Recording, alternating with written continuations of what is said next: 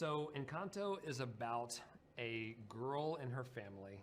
Her family is this amazing, special, extraordinary group of people who have magical powers, and she does not have one. And so our story is really about her trying to understand herself, her role, and then the members of her family around her. And she slowly comes to understand that she actually doesn't really know her family as well as she thinks she does, and they don't really know her. And so it's really a story of her journey to understand them better and ultimately understand herself as well.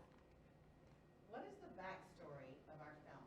How did the Matarals find themselves in the Encanto? That's a great question. So, sort of the foundational myth of our family is that, like a lot of other families, actually from Colombia, throughout the sort of Latin American world, and honestly throughout the world, you know, they had to flee their home. They had to flee violence. And in the case of this family, as they were fleeing, the abuelo, the grandfather of this family, was lost, and our film sort of takes that moment of loss and desperation, and we're actually reflecting on the unconditional love that Abuela Alma, who's the matriarch of this family, had for the whole family in that moment. So in our family, in this moment of heartbreak and desperation, her love kind of creates this miracle, creates a new home for her family and for the people that she has brought along with her, her community. So it's both grounded in an experience that is unfortunately a lot of people have had, but then is, again, as Byron was saying, inspired by magical realism, sort of takes on this other dimension where the family finds a new home and finds sanctuary and a new beginning. Jared, why did Encanto have to be musical? Describe working with Lin-Manuel Miranda and how the songs became part of the storytelling. Okay, so why did this movie have to be musical? Lynn said this movie has to be a musical. That's why it's a musical. No, from the beginning, we were really lucky that Lin-Manuel Miranda was part of our core creative team. So not just in writing the songs, but really putting the entire story together. We knew that we wanted to tell a story of this large extended family, and we wanted to do that through music, and there's no better way to do that. We knew, it was going to be set in Colombia, and Colombia has an amazing array of all different types of genres of music that really reflect this wide tapestry of Latin music in general. And so to be able to combine these amazing music styles with very specific character types and sort of wed them together, first off, we knew it was going to be super fun and entertaining and let Lynn really let him go loose. But it also allowed us to have songs that could be like a reggaeton, which is a very modern type of music, and then a song like Dos Oruguitas, which is really feels like a folk song that's been around for 100 years. And so we really wanted to, in telling a story about this very large family, all of whom are very different, to have the music represent that as well. Charise, Byron touched on this a bit, and you can kind of elaborate. What kind of gifts have the Madrigal children received? Explain how the magical gifts are reflections of our real life roles within our families.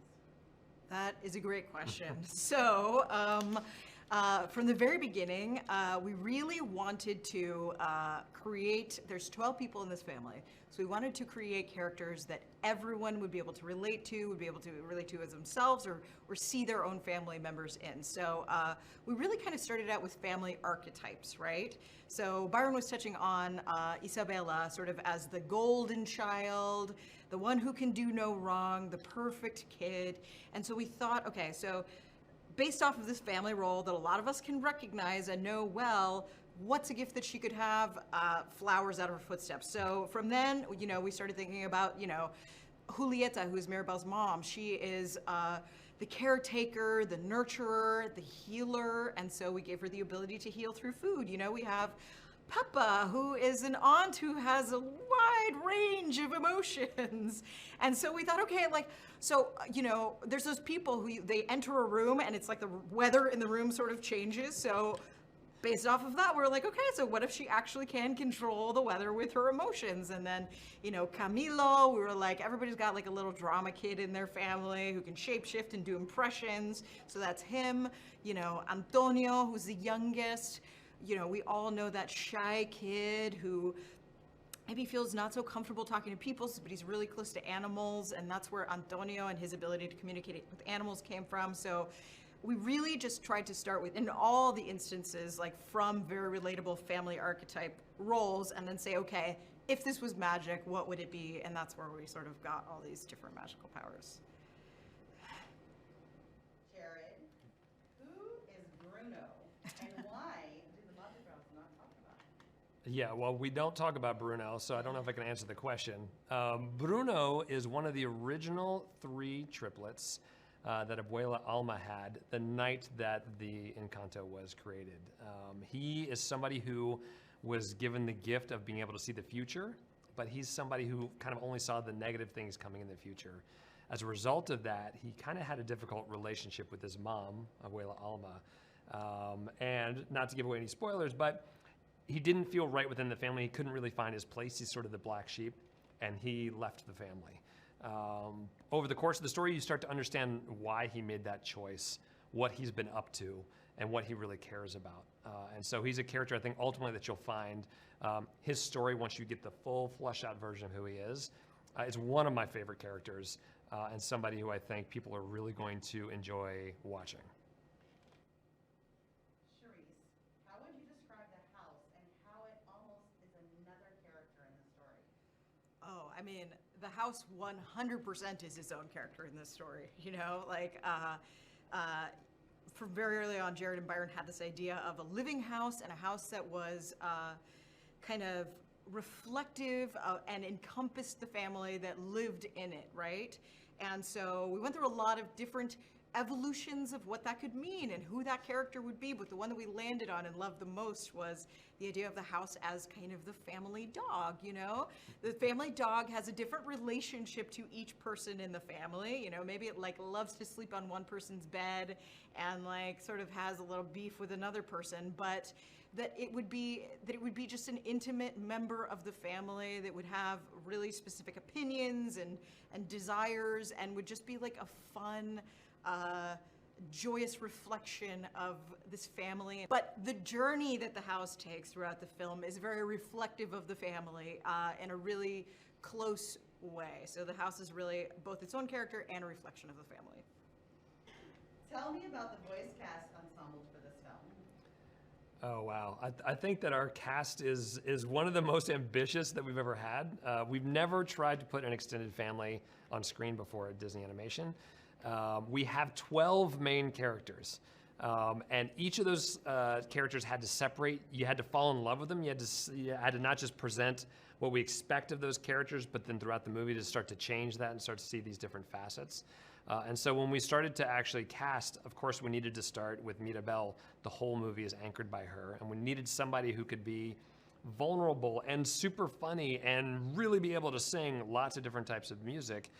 So Stephanie Beatrice, when she came in, I think right away we knew that she was someone super, super special, somebody who could do all of those things. And then also she brought so much of herself into that role. A lot of what you hear is actually ad-libs that she did in the recording booth. And there's just a very specific personality that she was able to find with Mirabel, which is this unbelievably human, flawed, very real type of character. And then for every other member of the family, whether that was, you know, I think next up was John Leguizamo as Bruno, who's this secret we've actually had to keep for quite a long time. I think early on, we knew that we needed someone in Bruno that could also do a lot of different things. Somebody who, when Mirabel comes into contact with, that you really bought that relationship. And so having John be part of that was really, really exciting for us. Also, that he gets to rap in the movie is amazing. That was a really, really fun day. And then Maria Cecilia Botero, who plays Abuela Alma, one of maybe the most tricky role in the entire movie. Somebody who you have to believe cares about her family, but is also stern at times, but can also be lovable and fun. And I think trying to walk that line where you empathize with her, but she can also sometimes be the antagonist of our story is really, really tricky. I can't imagine anybody but Marise being able to tackle that role. And then beyond that, we have this amazing cast of really emotional, comedic, Very funny, unbelievable singers as well. I think between Diane Guerrero, who plays Isabella, and Jessica Darrow, who plays Luisa, we knew we needed to have the strong sisters in there. And then the other side of the family, you have Adasa's Dolores, who's hilarious, and Renzi Feliz, who plays Camilo, who's awesome, and Ravi Kabit-Conyers playing little Antonio. You have to believe that this little kid, first off, that has this amazing relationship with Mirabel, but has all of that vulnerability a child does. And then you have the parents, Angie Cepeda, who plays Julieta, Mirabel's mother, and Wilmer Valderrama. We knew that they had to feel like a real couple, and we love the chemistry between the two of them. I think Wilmer had some of our funniest outtakes of the entire project.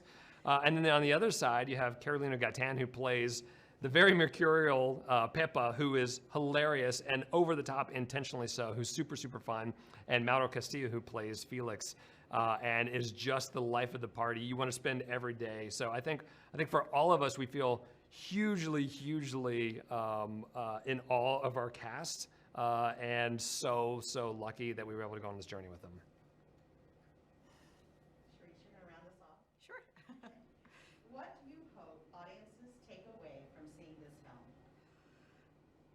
Oh my goodness. I think my biggest wish is that audiences walk away from this film and they say, let me think about my own family. Let me think about like what maybe I assume about them and maybe don't know. How can I ask questions? How can I get to know people better on their own terms?